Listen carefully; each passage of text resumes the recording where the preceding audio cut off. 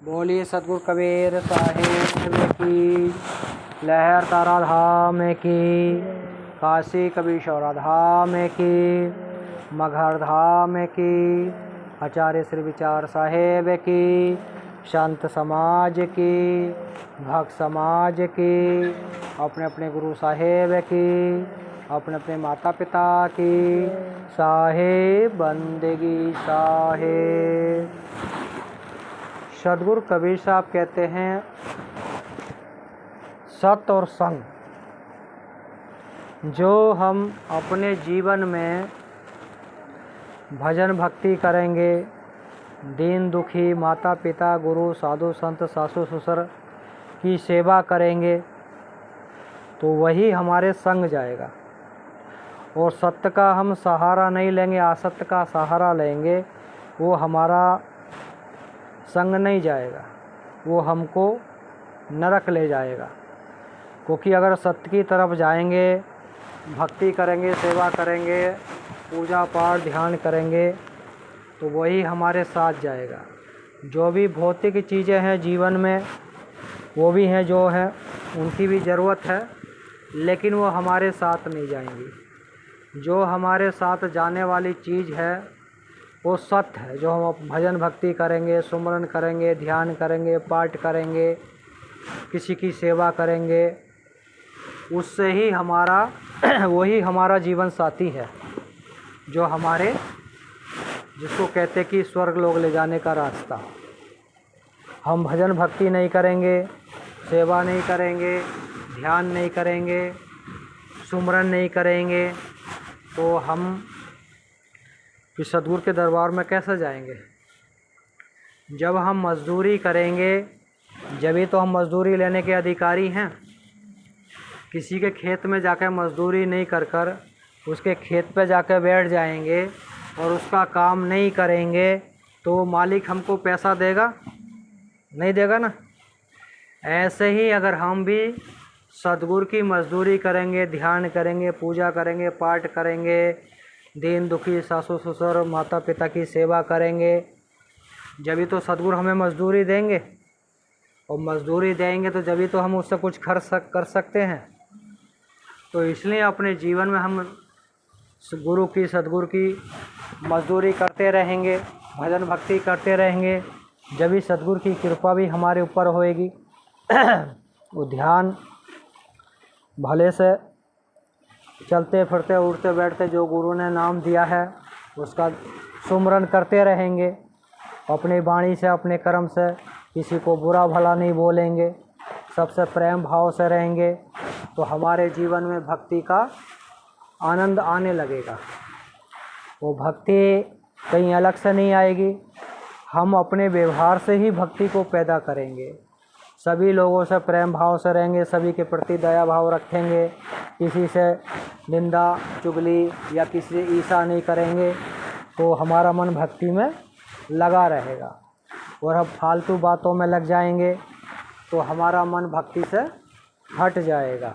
इसलिए हर समय अपने चलते फिरते उठते बैठते गुरु ने जो मंत्र दिया है उसका जाप करते रहना चाहिए और गुरु का ध्यान करते रहना चाहिए और घर का कार्य भी करता रहना चाहिए।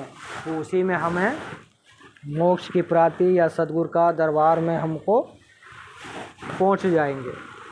वो ध्यान सुमरन नहीं करेंगे, अच्छे किसी के साथ पास पड़ोसी के साथ भी प्रेम भाव से नहीं रहेंगे तो सतगुरु की कृपा कैसे होगी। तो सतगुरु कहते हैं कि अगर हम ही सभी लोग सत्यता के भाव से जीवन जीते हैं जब ही हमारा जीवन धन होएगा। ये गुड़ है, गुड़ खाएंगे जब ही गुड़ मुँह मीठा होगा, गुड़ गुड़ कहने से मुख मीठा नहीं हो सकता। इसलिए अपने जीवन में भजन भक्ति करना ज़रूरी है। उसी को सतगुरु कहते हैं, श्वास श्वास में नाम ले व्यर्था श्वास मत खोए, ना जाने सांस का आवन होए ना होए। का पता अगली सांस में हम जीवित रहें या ना रहें, कोई पता नहीं। हर एक सांस में हम किसी का भला सोचेंगे, सबसे प्रेम भाव से रहेंगे, ध्यान करेंगे, सुमरन करेंगे तो हर एक सांस हमारी उपयोगी हो जाएगी। उपयोगी हो जाएगी तो वो हमको सतगुरु की तरफ ले जाएगी। क्योंकि हम सतगुरु की तरफ जाएंगे तो सतगुरु भी हमारी तरफ आएगा, और सद्गुरु के जाने के लिए रास्ता भक्ति है, भजन है, सुमरन है, ध्यान है, पूजा है, पाठ है, सेवा है।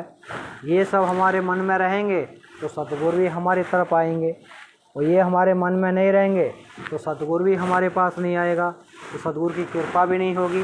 तो सद्गुरु की कृपा भी जब ही होती है जब हम सद्गुरु का सच्चे मन से भजन करते हैं, सुमरन करते हैं, ध्यान करते हैं, जब ही हमारे ऊपर सद्गुरु की कृपा होने लगती है।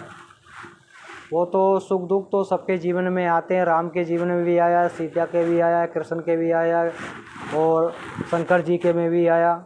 सबके जीवन में सुख दुख आता है। तो जो दुख आया है तो वो भी चला जाएगा, सुख आया है तो वो भी जाएगा। स्तर कोई चीज़ नहीं है, इस संसार में कोई भी चीज़ स्तर नहीं है। क्षण क्षण हर चीज़ का परिवर्तन होता रहता है। इसलिए आप हर समय अपने जीवन में ध्यान, सुमरन, पूजा पाठ करते रहेंगे तो सद्गुरु की कृपा होएगी, होती रहती है। जितना हम सद्गुरु का घर का कार्य भी करना है और मन मन में बैठ के अपना कार्य करते, मन से अपना सुमरन भी करते रहना है।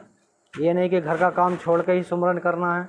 सद्गुरु ने ऐसा नहीं बोला, घर का काम भी करो और अपने मन मन में सुमरन भी करते रहो, तो हमारी भक्ति होती रहेगी। उसी को सद्गुरु कहते हैं भाई, सांच बराबर तपने झूठ बराबर पाप, जाके हृदय सांच है ताके हृदय आप। जिसके हृदय में सतता है, सद्गुरु को याद रखता है और अच्छे कार्य करता है, झूठ का सहारा छोड़ देता है, तो सद्गुरु उसके पास आ जाते हैं, सद्गुरु उसको आशीर्वाद देते हैं। लेकिन सत्य के सहारे पे चलना पड़ेगा, ज्ञान भक्ति वैराग के रास्ते पे चलना पड़ेगा। सद्गुरु कृपा होती रहती हैं। धन और ना धन, ये तो धन आता है जाता है, जीवन में आएगा जाएगा, लेकिन अच्छे कर्मों से हम धन कमाएंगे तो वो हमारा है, बुरे कर्मों से कमाएंगे तो हम पाप के भागी होएंगे। इसलिए अपने जीवन में हर समय सतता की दृष्टि से जीवन व्यतीत करेंगे तो हम झोंपड़ी में भी रहेंगे तो भी हमारे मन को संतुष्टि रहेगी, मन खुश रहेगा। और अगर हम बुरे आदतों से या किसी का पास पड़ोसी को दिल दुखा कर धन इकट्ठा करेंगे तो 4 मंजिल तो हम बना सकते हैं, लेकिन मन में शांति नहीं रहेगा, भक्ति में करने में मन नहीं लगेगा। इसलिए सद्गुरु कहते हैं कि रूखा सूखा खाए के ठंडा पानी पी, देख पराई चौपड़ी मत ललचाओ जी। सद्गुरु कहते हैं कि जो आपके घर में रूखा सूखा जो भी है उसको खाइए, सद्गुरु का भोग लगाइए, सद्गुरु को याद कीजिए, सुमरन कीजिए और ठंडा पानी पी के अपने आराम से सोइए, तो उसी में आपकी भक्ति सफल हो जाएगी। क्योंकि दूसरे के धन को देख के हमारे पास उसका धन देखने से या उसकी निंदा करने से उसका धन हमारे पास नहीं आएगा, उससे हमारी बुद्धि खराब होएगी। हमारे पास धन जब आएगा जब हम धन उपार्जित करने का कोई कार्य करेंगे। इसलिए सद्गुरु कहते हैं किसी के कार्य को देखकर दुखी मत हो, जो आपके घर में रूखा सूखा जो भी जैसी परिस्थिति है उसी में जीने की कला सीख लो, तो उसमें ही जीवन सफलता की ओर जाएगा। मन भी स्वस्थ रहेगा, तन भी स्वस्थ रहेगा और परमार्थ भी बनेगा। तो हम दूसरे की चीज़ों को देख के ईर्ष्या करेंगे तो हमारा परमार्थ भी खराब होएगा, बुद्धि भी खराब होगी और शरीर में भी विकार आ जाएगा। इसलिए अपने जीवन में जो भी घर परिवार में जो भी समय से मिल रहा है, सद्गुरु का सुमरन करो, सद्गुरु का भोग लगाओ या उनको नमन करके भोजन ग्रहण करो, वही अमृत के समान लगेगा, मन में संतुष्टि होगी। तो इसलिए सद्गुरु कहते हैं रूखा सूखा खाए के ठंडा पानी पी, देख पराई चौपड़ी मत ललचाओ जी। तो जो हमारे पास है, जो ये बहुत है, ऐसे लोग हैं जो बेचारों के पास घर भी नहीं है, ज़मीन भी नहीं है, रोड पे सोते हैं, तो है ना। तो संतोष ही परम सुख है, जिसको सद्गुरु कहते हैं तज धन बाज धन और रतन सब खान, जब मिले संतोष धन सब धन धूल समान। जब हमारे मन में संतुष्टि आ जाएगी, सरलता आ जाएगी, शीतलता आ जाएगी, तो हमारा मन भी खुश रहेगा, भक्ति में भी मन लगेगा, परमार्थ भी बनेगा, सद्गुरु की भी प्राप्ति होगी।